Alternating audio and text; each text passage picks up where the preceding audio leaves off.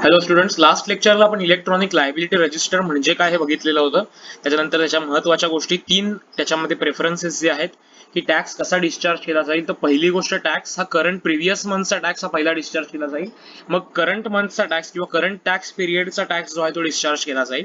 आणि त्याच्यानंतर मग डिमांड्स, असेसमेंट्स याच्यामधून जर काही फाइंडिंग किंवा काही ड्यूज असतील तर ते लास्ट प्रायोरिटीवरती असतील. सो ही ऑर्डर आपण बघितली होती.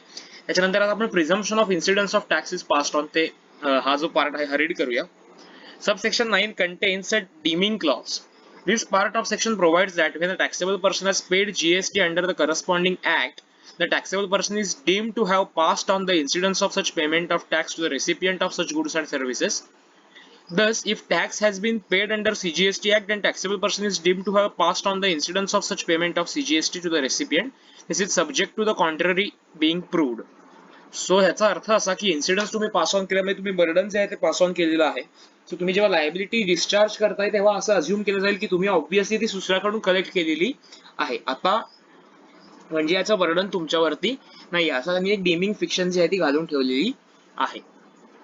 ठीक आहे. आता ह्याच्यामधला पुढचा जो पार्ट आहे debit in the electronic liability register ते बघूया.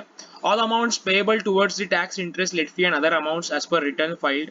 All amounts payable towards tax, interest, penalty and other amount are determined in the proceeding by an assessing authority or as asserted by the taxable person. So assessment मध्ये जे काही नक्की होतं ती liability, amount of tax and interest payable आणि any interest amount that may accrue from time to time. So ह्या सगळ्या amount ज्या आहेत ह्या इलेक्ट्रॉनिक लायबिलिटी रजिस्टर मध्ये डेबिट होतील. सो इलेक्ट्रॉनिक लायबिलिटी रजिस्टरला काय होणार आहे, त्या अमाउंट डेबिट होतील लायबिलिटी. जेव्हा त्या पे ऑफ होतील तेव्हा ते इथून क्रेडिट केल्या जातील. आता ह्या पे ऑफ कशा होतील तर एकतर इलेक्ट्रॉनिक क्रेडिट लेजर मधनं पे होतील किंवा लायबिलिटी कॅश लेजर मधनं पे होतील. सो इथे ती अमाऊंट क्रेडिट होतीये, लायबिलिटी पे ऑफ होतीये, म्हणजेच इलेक्ट्रॉनिक कॅश लेजर किंवा क्रेडिट लेजर मधून डेबिट होतीये. करस्पॉन्डिंग डेबिट कुठे दिलं जात आहे, इलेक्ट्रॉनिक कॅश किंवा क्रेडिट लेजरला. कारण आपण बघितलं होतं की जर कॅश लेजरला अमाऊंट आली तर ती क्रेडिट होते, किंवा आपण जेव्हा इनपुट टॅक्स क्रेडिट ट्रान्सफर करतो इलेक्ट्रॉनिक लेजर मध्ये पोस्ट होतं क्रेडिट लेजर मध्ये, तेव्हा तिथे ते क्रेडिट साईडला येतं. सो ज्यावेळी कॅश आपण ट्रान्सफर करू तेव्हा कॅश लेजरच्या क्रेडिटला ती अमाऊंट येईल. जेव्हा ती कॅश युटिलाइज केली जाईल टॅक्स पे करण्यासाठी तेव्हा ती कॅश लेजर मध्ये डेबिट पडेल आणि लायबिलिटी रजिस्टर मध्ये क्रेडिट पडेल. त्यांनी हे सांगितलेलं आहे.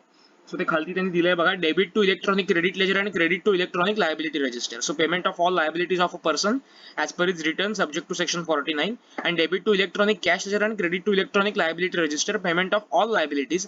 ह्याचं कारण काय आहे, याचं कारण अदर लायबिलिटीज ज्या आहेत टॅक्स, इंटरेस्ट, पेनल्टी, फाईन, हे आपण बघितलं होतं की क्रेडिट लेजर मधून पे होऊ शकत नाही, ते कंपल्सरीली कॅश मधूनच पे व्हावं लागतं. तसंच payment of TDS, TCS deducted by e commerce operator, then amount payable under reverse charge which is amount payable under section 10, या सगळ्या ज्या गोष्टी आहेत या कॅश लेजर मधूनच पे आउट होतात. ठीक आहे. सो त्यांनी हे सांगितलेलं आहे. तर हे डेबिट क्रेडिट अकाउंटिंग सारखं इथे फार मोठं लॉजिक डेव्हलप करण्याचा प्रयत्न करू नका. एवढंच लक्षात ठेवा की जेव्हा कॅश आपण बँक अकाउंट मधून इलेक्ट्रॉनिक वॉलेटला पे करतो तेव्हा ती इलेक्ट्रॉनिक त्या कॅश लेजरच्या क्रेडिट मध्ये जमा होते आणि मग तिथून ती युटिलाइज होते, म्हणजे तिथे डेबिट पडतं आणि इलेक्ट्रॉनिक लायबिलिटी रजिस्टरला क्रेडिट पडतं. ते असं त्यांनी ते बॅलन्स करायचा प्रयत्न केलेला आहे. बट आय डोंट थिंक हे खूप इम्पॉर्टंट आहे एक्झाम पर्स्पेक्टिव्हनी. हा, how do the payment systems benefit the taxpayer and commercial tax department. So ही जी टॅक्सेशनची सिस्टीम आहे काही बेनिफिट्स दिलेले आहेत. No more queues and waiting for making payments as payments can be made online 24/7. हे नक्कीच आहे की पेमेंट सगळे ऑनलाईन होणार आहेत. Instant online receipts for payment made online. So त्याची परत मॅन्युअल त्यातला जो पार्ट आहे कमी झालाय.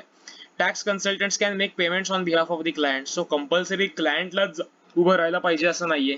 त्याच्या ऑन बिहाफ जर कुठचा टॅक्स कन्सल्टंट रिटर्न फाईल करत असेल किंवा टॅक्स पे करत असेल तर तो हे इनिशिएट करू शकतो, टॅक्स पे करू शकतो. Single challan to be created online replacing all the 3 or 4 copy challan. So जे पूर्वी मॅन्डेटरी मॅन्युअल चलन होतं 3 कॉपीज मध्ये तयार करायला लागायचं किंवा डुप्लिकेट तयार करायला लागायचं. सो एक कॉपी त्यातली आपल्याला रिटर्न मध्ये यायची. किंवा इव्हन पूर्वी सेल्स टॅक्सचं जे चलन होतं ते असं 4 फोल्ड होतं, म्हणजे 4 पार्ट होते त्याचे.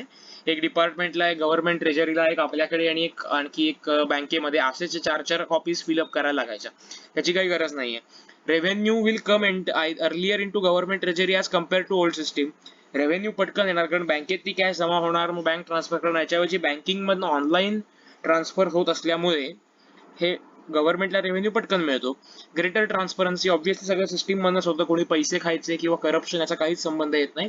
आणि online payments made after 8 PM will be credited to taxpayers account on the same day.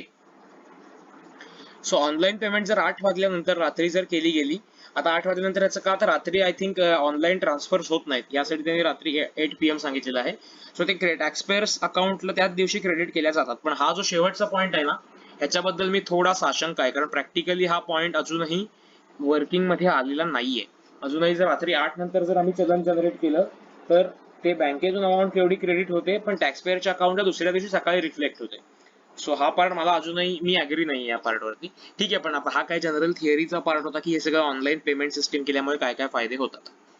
ठीक आहे, so it's I don't think की खूप इम्पॉर्टंट आहे, तुम्ही जस्ट एकदा वाचून घ्या. सो या ठिकाणी आपण हा जो अख्खा चॅप्टर आहे इलेक्ट्रॉनिक कॅश क्रेडिट आणि लायबिलिटी रजिस्टर, हे तिन्ही पार्ट कंप्लीट केलेले आहेत ना. You have to read go through once this chapter, एकदा तुम्हाला वाचायचं आहे. आणि इन केस तुम्हाला काही डाऊट असेल तुम्ही मला कम्युनिकेट करालच. त्याचे फॉर्म सांगितलेले आहे ते एकदा नजर टाकून घ्या आणि बेसिक कन्सेप्ट जी आहे ती क्लिअर करून घ्या. मला असं नाही वाटत की ह्याच्यामध्ये खूप कन्सेप्ट्स काही आहेत. सो कम्पॅरेटिव्हली छोटा टॉपिक होता, पण कन्सेप्च्युअल अंडरस्टँडिंगसाठी इसेन्शियल होता. सो आपण ह्या गेल्या 3-4 लेक्चरमध्ये हा टॉपिक कम्प्लीट केलेला आहे. So again we will start our section 17 आपण जो बघतोय इन रूल 42 आणि 43. सो हे आपण बघायला सुरुवात करूया. हे आत्ता लेक्चर छोटं होतंय, पण मला इथे थांबवावं लागतंय बिकॉज मी जेव्हा स्क्रीन चेंज करतो सेकंड टॉपिकसाठी तेव्हा ऑटोमॅटिकली रेकॉर्डिंग जे आहे ते स्टॉप होतं. सो हा लेक्चर पुढचा आपण लगेच रेकॉर्ड करूया. आपण परत ITC अपोर्शनमेंटचा पार्ट बघत होतो, तिथे येऊया. Okay, bye.